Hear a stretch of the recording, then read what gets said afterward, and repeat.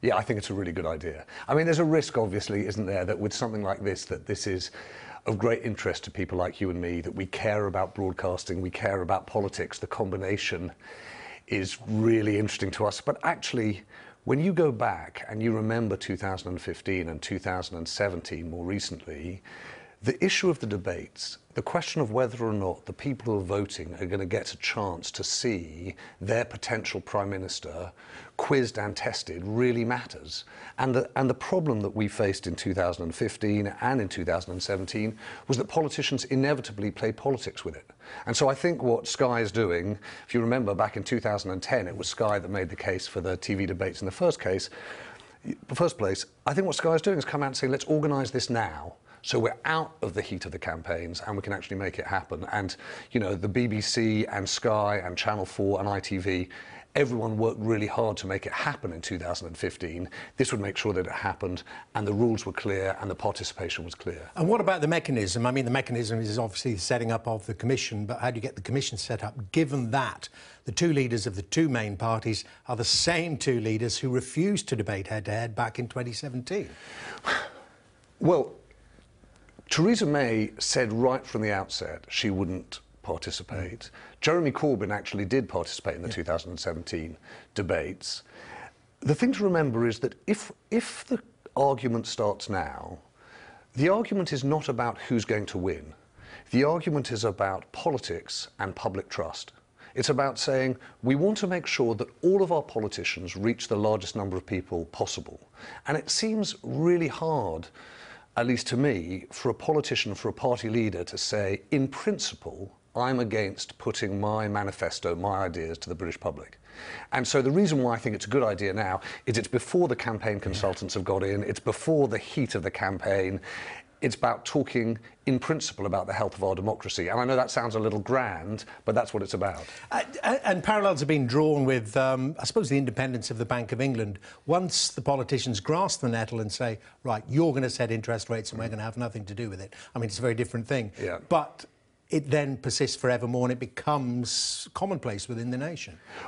It did. I mean, look, if you go back to your history, what happened, of course, in the United States was that there was a presidential debate, and then the politicians got their hands on it and said, no, we don't want to do any more of that, until an independent commission was established.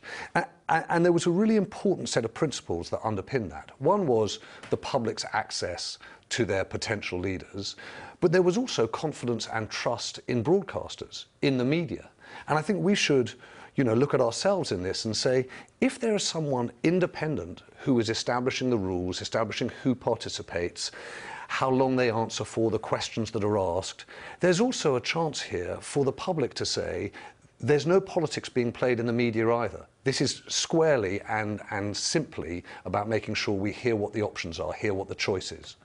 Give us your sense, though, of the horse trading that goes on behind the scenes, trying to set up, unsuccessfully, trying to set up one of these leaders' debates. And at the core of it, this calculation, particularly by the incumbent, about how much they have to lose. We think back to 2010, Gordon Brown was behind in the polls and more or less took the view, I've got nothing to lose here, I might as well have a go. And that usually isn't the situation. So you're exactly right. 2010, if you like, was the anomaly.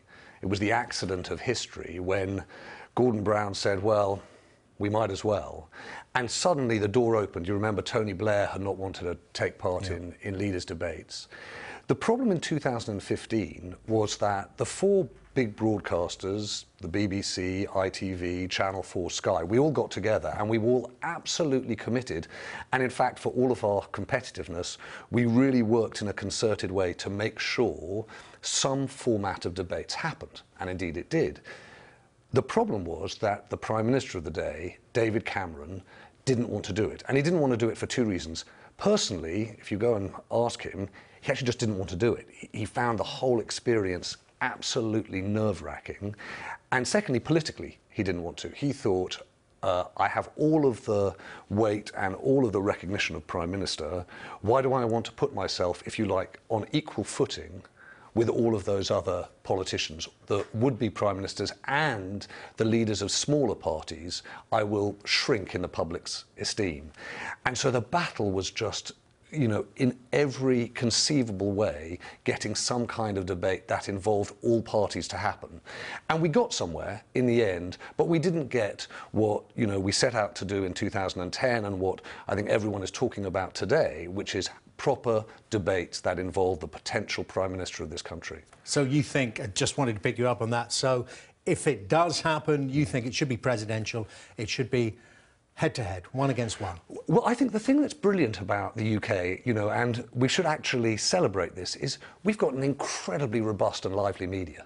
There are loads of great programmes. You know, personally, I happen to think that Question Time is an amazing way for testing and for the public to ask directly what they think of their politicians. You know, Sky, heaven knows, has asked, you know, pointed questions of politicians. There are a range of different programmes, and none of those are being taken off the table. What we're saying is there should, though, be a moment where the public can look and see who might be the Prime Minister, who might make decisions of war and peace, who might oversee the budget. That seems to me to be the right formulation for a public television debate of our leading politicians.